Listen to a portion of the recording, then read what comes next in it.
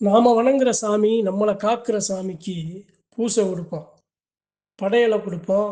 அசைவம், சைவம் அது மாதிரி கலரி நாட்கள்லயோ, திருவிழா நாட்கள்லயோ, அந்த தெய்வத்துக்கு பரிபூரணமா பூசை கட்டி, அந்த தெய்வத்த வலிமைப்படுத்துவோம்.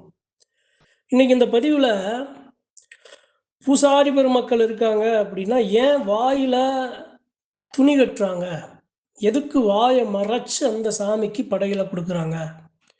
சரி பங்காளி நானு, நான் பூசாரி இல்ல. எனக்கு பூசாரி பட்டம் எனக்கு இல்ல. நான் அது மாதிரி வாயில துணிய கட்டி, நான் அந்த சாமிக்கு பூசை கொடுக்கலாமா? அதத்தான் இன்னைக்கு நான் அறிஞ்சத, அறிவு நண்பர்கள்ட்ட பகிர்ந்து கொள்ள ஆசைப்படுறேன். ரொம்ப முக்கியமான நிகழ்வு. சரிங்க, எல்லாரும் பார்த்துருப்பீங்க. கல்லறை விழா நாட்கள்ல, மகா சிவராத்திரி நாட்கள்ல, திருவிழா நாட்கள்ல, சாமிக்கு தேவையான எல்லாத்தையும் சகலத்தையும் செஞ்சு, எப்படி? மாலை, மரியாதை, அபிஷேகம், அலங்காரம், தெய்வத்துக்கு தேவையான அனைத்து படையல், சர்க்கரை பொங்கல், அசைவ காவு இது எல்லாம் எல்லாம் நிறக்க நிறக்க கொடுத்து அந்த சாமிக்கு நெய்வேத்தியம் பண்ணுவாங்க. அப்போ நெய்வேத்தியம் பண்ணும்போது என்ன பண்ணுவார்? அந்த எல்லையில் இருக்க அந்த கோவில் பூசாரி என்ன பண்ணுவார் அப்படின்னா, வாயில குல தெய்வங்களுக்கு அந்த பூசை அந்த நெய்வேத்தியம் கொடுக்கும்போது வாயில துணியை கட்டுவார். ஏன் வாயில துணி கட்டுறாரு? எதுக்கு வாயில துணி கட்டி அந்த நெய்வேத்தியத்தை அந்த படைச்ச அந்த படையலை அந்த சாமிக்கு கொடுக்குறாரு? காரணம் என்ன? அந்த தெய்வம் பரிபூரணமாக வந்து நாம் கொடுக்கும்போது நாம் அழைக்கிற அந்த ஆச்சார தீபாரதனை மூலமாக அந்த நேரம் அந்த கணம் அந்த சாமி வந்து உட்காரும்.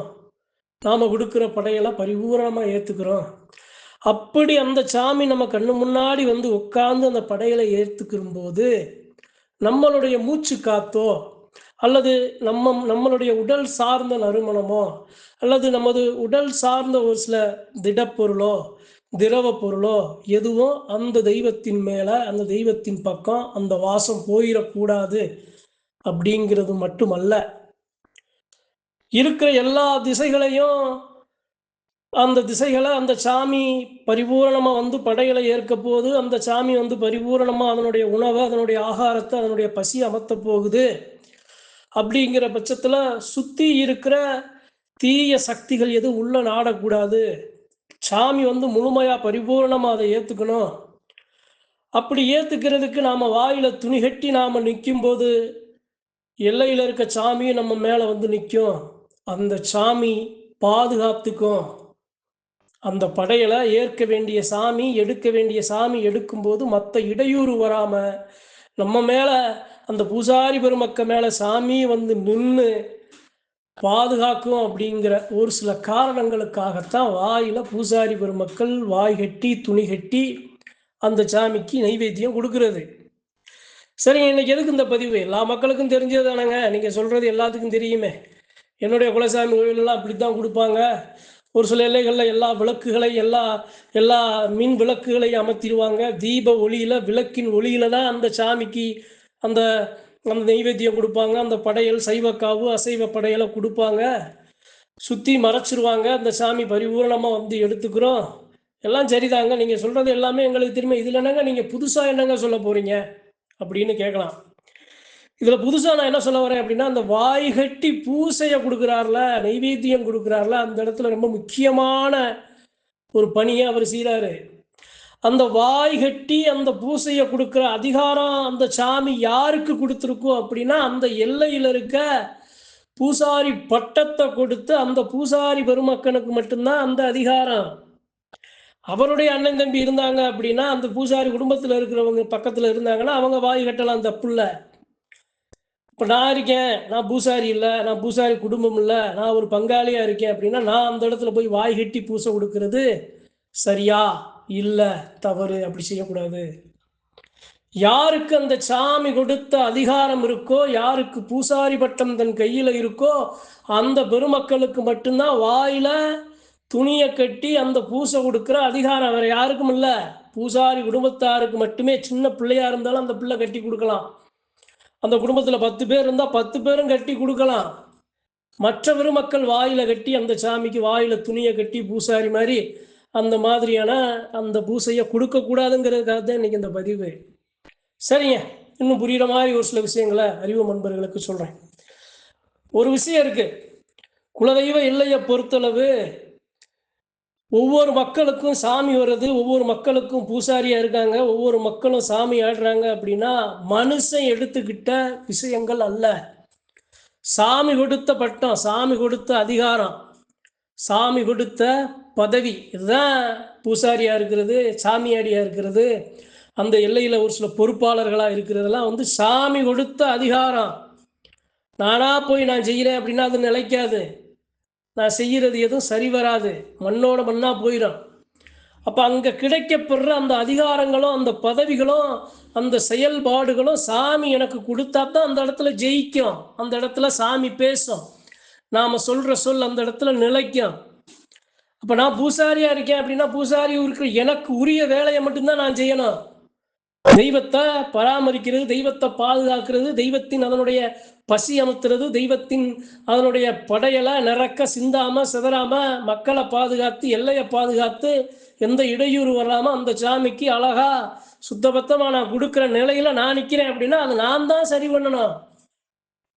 அதே மாதிரி சாமி வருது அப்படின்னா, என் உடல்ல சாமி வருது அப்படின்னா அந்த சாமி என்னை தொட்டு ஆடுதுன்னா அந்த சாமி ஆடிய நான் எப்படி இருக்கணும், அந்த அதிகாரம் எனக்கு கிடைச்சிருக்குன்னா அந்த அதிகாரத்தை நான் எப்படி மதிக்கணும், அந்த சாமிக்கு நான் எப்படி உண்மையும் நீதியும் நேர்மையுமா சாமி என் மேலே வந்து நின்னா எப்படி இருக்குமோ அது மாதிரி நான் எப்படி நடக்கணும் அப்படின்னு அந்த சாமியாடி தான் அதை கொண்டு செலுத்தணும். இதே மாதிரி அதிகாரம் பெற்ற எல்லா பெருமக்களும், ஏன்னா அந்த அதிகாரம் நீங்களாக உங்களுக்கு கொடுத்ததல்ல, உங்கள் சாமியால் உங்களுக்கு கொடுக்கப்பட்டது. ஒரு சில எல்லைகளில் என்ன நடக்கும் அப்படின்னா, இது மாதிரி சாமிக்கு வரும்போது பூசை கொடுக்கும்போது நம்மளா ஒரு துண்டு எடுத்து துணி எடுத்து வாயில் வெட்டி தீபாரதனையை கொடுத்து அபிஷேகம் பண்ணி அலங்காரம் பண்ணி நம்ம செய்வோம். அப்படி செய்யக்கூடாது. அப்படி யாரும் செஞ்சீங்கன்னா அது செய்யாதீங்க, அதை தவிர செய்யாதீங்க. இல்லைங்க கோவிலில் யாருமே இல்லைங்க, பூசாரி வரலைங்க, கூப்பிட்டாங்க பூசாரி வரலைங்க, வந்தவங்க யாரும் இப்போ வரைக்கும் வரலைங்க, இப்போ நான் என்னங்க பண்ணுறது, இப்போ நான் என்ன பண்ணுறது, அப்போ நான் என்ன செய்கிறது, அதனால் நானாக கொடுத்தேங்க, அது எப்படிங்க தப்பாகுமா? தப்பு தான், செய்யக்கூடாது. அது மாதிரியான நேரத்தில் நாம் அபிஷேகம் பண்ணலாம், வாய் கட்டி செய்யணுங்கிறது அந்த அந்த இடத்துல முக்கியமானதல்ல. வாய் கட்டி செய்யக்கூடாது. வாய் கட்டி பூசாரி பெருமக்களுக்கு மட்டுமே கிடைக்கப்பெற்ற அதிகாரம். அதனால் இந்த பதிவில் அறிவு நண்பர்களுக்கு ஒரு சில விஷயங்களை ரொம்ப தெளிவாக புரிய வைக்கத்தான் இன்னைக்கு இந்த பதிவு. உங்களை கொடுக்குற அதிகாரம் கொடுத்தா அந்த அதிகாரத்தை செயல்படுத்துங்க. இல்லை அப்படின்னா நான் போய் அதை செயல்படுத்துவேன் செய்வேன் அப்படின்னு நீங்கள் போய் நின்னீங்க அப்படின்னா அது உங்களுக்கே பாதகமாக விளைஞ்சிடும், சாதகமாக விளையாது. நான் அதெல்லாம் நான் யார் சொல்லையும் கேட்க மாட்டேன், நான் போய் செய்வேன்னு செஞ்சால் அது வர்ற கஷ்ட நஷ்டங்களை நீங்கள் தான் அனுபவிக்கணும். சாமி ஏற்றுக்காதுங்க, நீங்கள் கொடுக்குறத சாமி ஏற்றுக்காது. ஏங்க என் பெத்த பிள்ளை எனக்கு ஊட்டி விடுது அப்படின்னா என் பெத்த பிள்ளைக்கு தெரியும் கொடுக்கறது சோறா, என் பெத்த பிள்ளைக்கு தெரியும் எனக்கு என் பசி எறிஞ்சு என்னுடைய குணம் அறிஞ்சு அந்த பெத்த பிள்ளை எனக்கு ஊட்டும், அந்த பெத்த பிள்ளைக்கு என் பிள்ளை எனக்கு ஊட்டுது அப்படின்னு அந்த சாமி ஆவலோட அந்த இடத்துல வாய் திறந்து வாங்க. அதே மாதிரி தான் எல்லா பிள்ளையும், ஆனால் பெத்த பிள்ளையத்தான முன்னுக்கு வைக்கும். அதுதான் இந்த இடத்துல அறிவு நண்பர்களுக்கு சொல்ல ஆசைப்படுறேன். சாமியாடி பெருமக்கள் யாராக இருந்தாலும் இதை செய்யலாம். நீங்கள் எங்கே செய்யலாம் அப்படின்னா, கோவிலில் செய்யாமல் ஏற்கனவே அங்கே பூசாரி பட்டம் கொடுத்த இடத்துல செய்யாமல் நீங்கள் ஒரு ஆலயம் வச்சு நீங்கள் வணங்குறீங்க, நீங்கள் ஒரு தெய்வத்தை வச்சு வணங்குறீங்க, உங்கள் வீட்டில் வணங்குறீங்க அப்படிங்கிற பட்சத்தில் நீங்கள் உங்கள் வீட்டில் தனிப்பட்டு நீங்கள் வாய் கட்டி துணி எடுத்து வாய் கட்டி பூசையை நீங்கள் பரிபூர்ணமாக நிறக்க நீங்கள் கொடுக்கலாம், தப்பு இல்லை. எல்லாரும் வணங்குற ஒரு ஆலயத்தில் எல்லா கும்புகளும் எல்லா பங்காளிகளும் கட்டுப்பட்டு நிற்கிற ஒரு ஆலயத்தில் சாமி கொடுத்த அதிகாரம் கொடுத்த அந்த பூசாரி பெருமக்கள் இருக்கும்போது அவர்களுடைய அதிகாரத்தை பறித்து நான் போய் வாய் கட்டி பூசை கொடுக்கறதுங்கிறது தவறு. அந்த செயலை யாரும் செய்யக்கூடாது, அறிவு நண்பர்கள் செய்யக்கூடாது. பூசாரி வரலையா ஒன்றும் இல்லை, வாய் கட்டணுங்கிற அவசியம் இல்லை. நல்லா சாஸ்தாங்கமாக விழுந்தி ஒரு தேங்காயை அபிஷேகம் பண்ணிட்டு நீங்கள் வாங்க. வாய் கட்டி தான் கொடுக்கணும், அபிஷேகம் பண்ணணும், வாய் கட்டி தான் அந்த நெய்வேத்தியத்தை கொடுக்கணுங்கிற அவசியம் யாரும் இல்லை. சாமியை உங்ககிட்ட அதை எதிர்பார்க்க. வாய் கட்டி நீங்கள் நிற்கிறீங்கன்னா அந்த இடத்துல சாமி உட்காந்துருக்குதுங்க அர்த்தங்க. அதை முதல்ல நீங்கள் புரிஞ்சுக்கிறணும். எங்க வாய் கட்ட போறாரு பூசாரி, வாய் கட்ட போறாரு அப்படின்னா அந்த இடத்துல புதுசாக எனக்கு எல்லா நாளும் பூசாரி பெருமக்கள் வாய் கட்டி பூசை கொடுத்துட மாட்டாங்க. முதல்ல அதை புரிஞ்சுக்கணும்.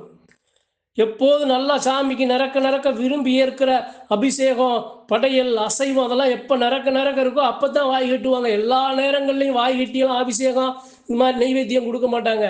அவங்க வாய் கட்டுற நேரம் சாமி முன்னாடி உட்காரும். ஏன்னா பிடிச்சது அந்த சாமி விரும்புறது அந்த சாமி உண்மையான ஒரு நல்ல எண்ணம் கொண்ட மக்கள் முன்னாடி நான் நீங்கள் கொடுத்ததை பரிபூர்ணமாக ஏற்றுக்கிறேன்னு சாமியே வந்து மலை போல இறங்கி வந்து உட்காந்து சாப்பிடும்.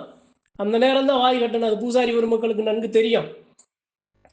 அது மாதிரியான அந்த ஒரு தவறை யாரும் செஞ்சிடக்கூடாது. அறிவோம் நண்பர்கள் செஞ்சிடக்கூடாது. அதெல்லாம் பூசாரி பெருமக்களுக்கு கிடைக்கப்பெற்ற ஒரு மிகப்பெரிய அதிகாரம். அவர்களால் தான் இதை வந்து முழுமையாக அந்த தெய்வத்துக்கு சென்று செலுத்த முடியும். நாம் போய் குறுக்க நிற்கக்கூடாது. ஆணவம், அதிகாரம், அகம்பாவம், அது போட்டி போராமல் நாம் இதை செய்யக்கூடாது. அதனால பாதிக்கப்படுறது நாம தான். அதனால் அறிவோம் நண்பர்களுக்கு இந்த பதிவின் மூலமாக சொல்கிறேன், வாய்கட்டி பூசை நீங்கள் கொடுக்காதீங்க.